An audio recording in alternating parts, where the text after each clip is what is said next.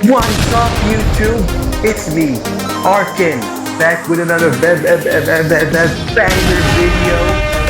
Make sure to smash that like button before we start. And also subscribe. I mean, come on, you gotta do it. Pero, ano nga bang gagawin natin?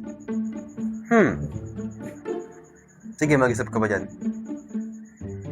Ayan, pwede na yan. Sige, end the video. Naiisip mo ba ang naiisip ko?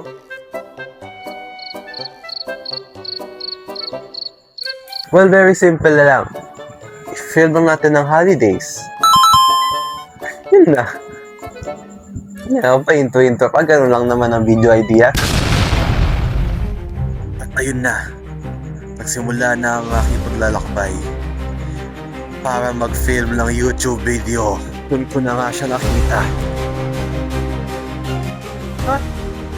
Hoy Arkin, pag yan video na yan di mo nagawa, sisirain ko yung Pasko. Tandaan mo yan.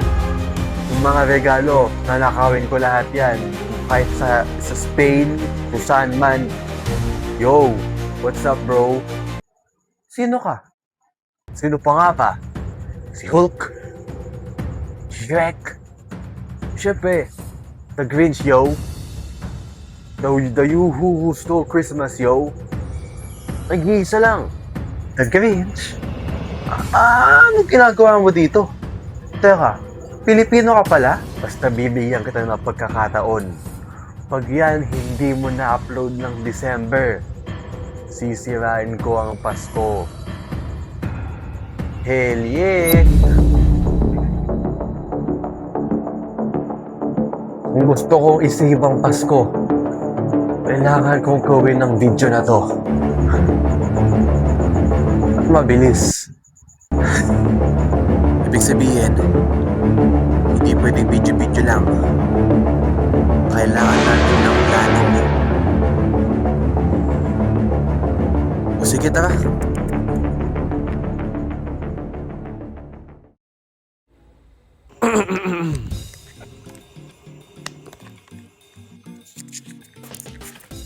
So ayun, ganyan naman tayo sa late night food trip. Habang ritual ko to at this point, so samahan nila ako. Ang gagawin ko lang, very simple Filipino late night food trips. Pasit Canton. Kasi alam nyo naman, gabi na at kailangan natin mabilis kainin. Hindi naman ako yung mapag-pasit Canton like araw-araw, so hindi naman ako yung parang may UTI. Pero ayun, yun ang gagawin natin for today. Dahil wala man lang itong ginawa today eh. So, wala rin akong ma-vlog. So, ito na muna guys. Sorry ah. Hindi ko okay naman na yung tubig. So, gawin na natin ang labat natin. Ayun no, kumukulo na siya.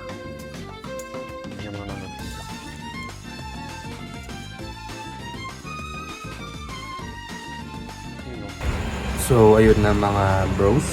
Wala akong ano ngayon eh, wala akong mic. So, baka marinig nyo yung mga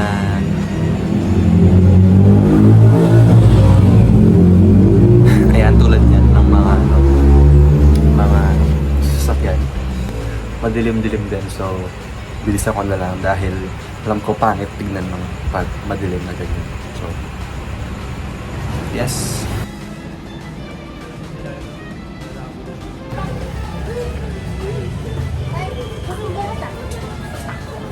My ninjas. What's up, my ninjas?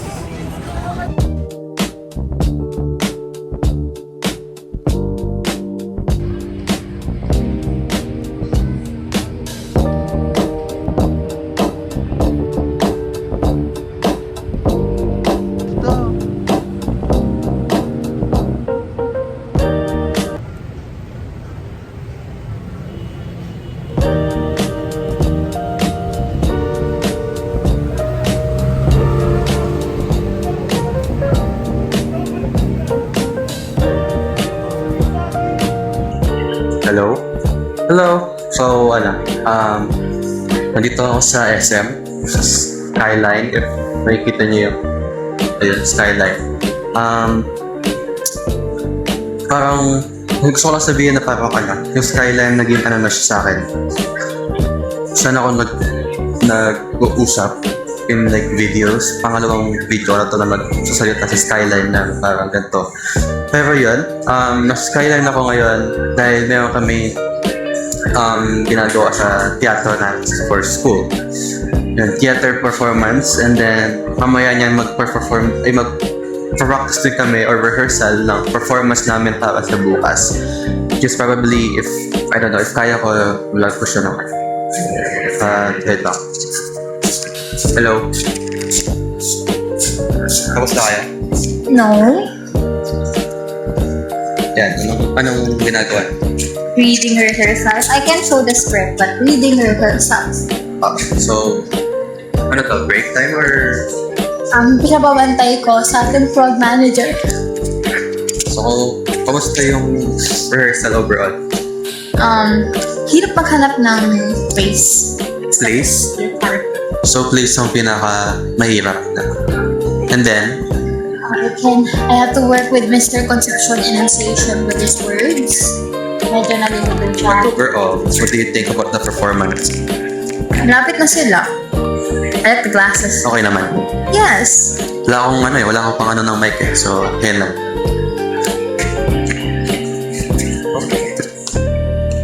Shadow nga na. Ayan, okay na.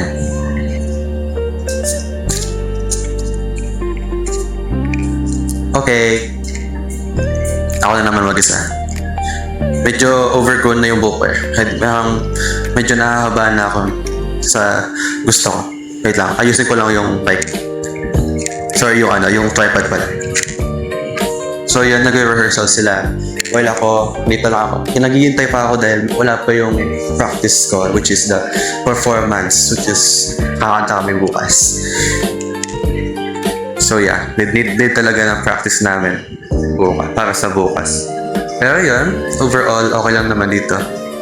Gusto ko kasi dito, parang ang ganda kasi tignan ng background kapag nagkasalita ako. Sabi ko nga sa last vlog ko na parang naging mas comfortable ako sa pagkasalita sa camera. Sana magtagal lang. Fashion ko for vlogging para kumanta yung pagka-express ko ng feelings, and then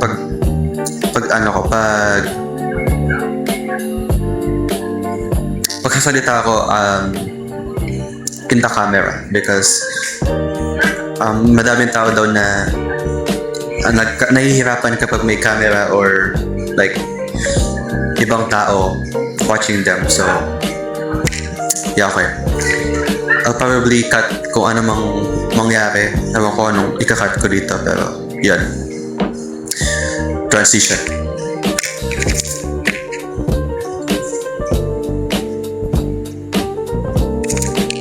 Pinahirapan ko pa tayo sa sarili ko sa transition na yun. Ewan ko anong ginawa ko, pero yun, wait lang. Transition ulit.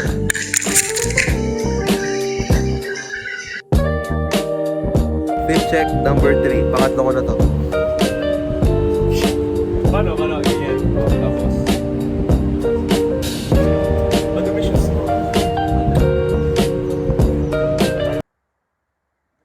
Namumula sa bilang utak, taba na. So yun. Okay. So, merong isang artist na parang bilang na-obsess ako this past month, maybe. Na actually, pinapakinggan ko na siya before this month. Pero particularly this month, ako na parang on repeat talaga. Every song, every na pag gusto ko, parang gano'n. Ito si Maki. Parang yung attention to detail niya sa mga kanta is parang I admire. Ito para makapag-meet up sa bata.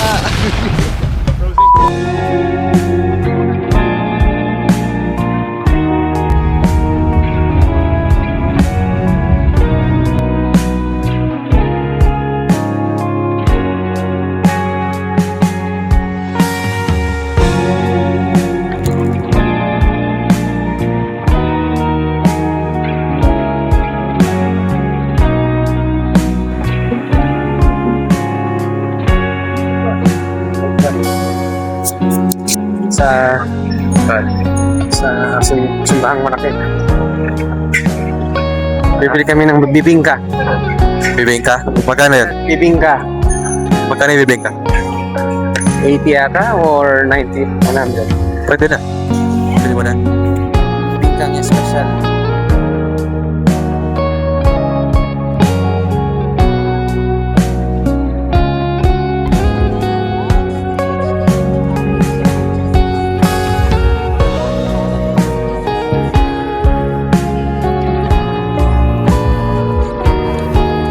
Good mo nga yan. Boundaries like skincare. So if it irritates you, avoid it.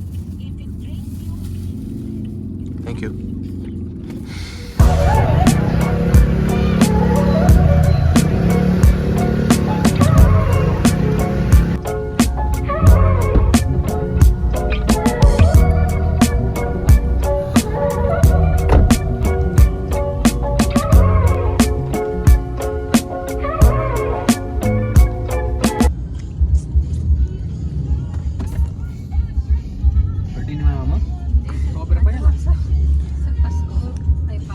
Ang daming tao!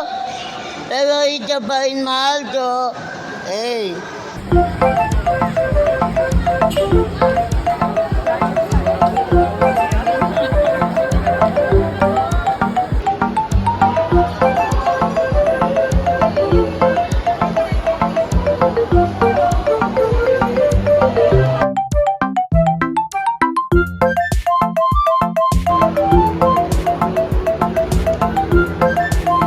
So, ayun.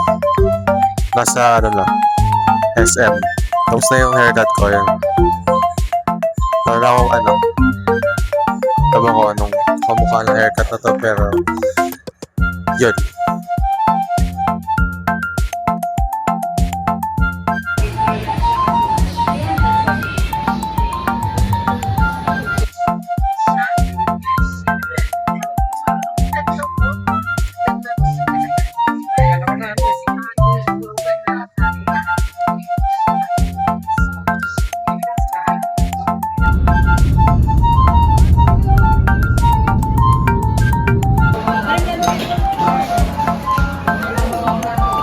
Hey guys, what's up?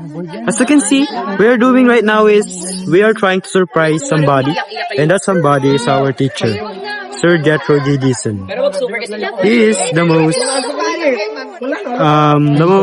masungit teacher that you will ever see. You have some dead eye, but once you know him better, you will realize that he.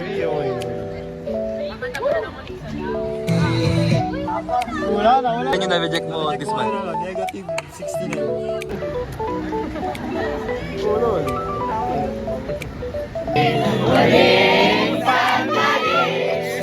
Wow! Boy! Uy! Oh! Oh! Oy!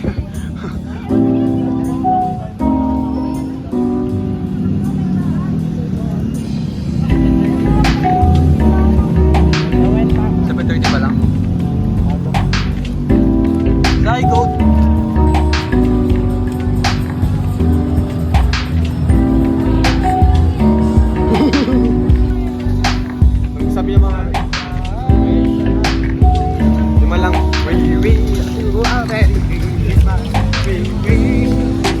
Tad! Oy, Jo! Ako namamas ko yan.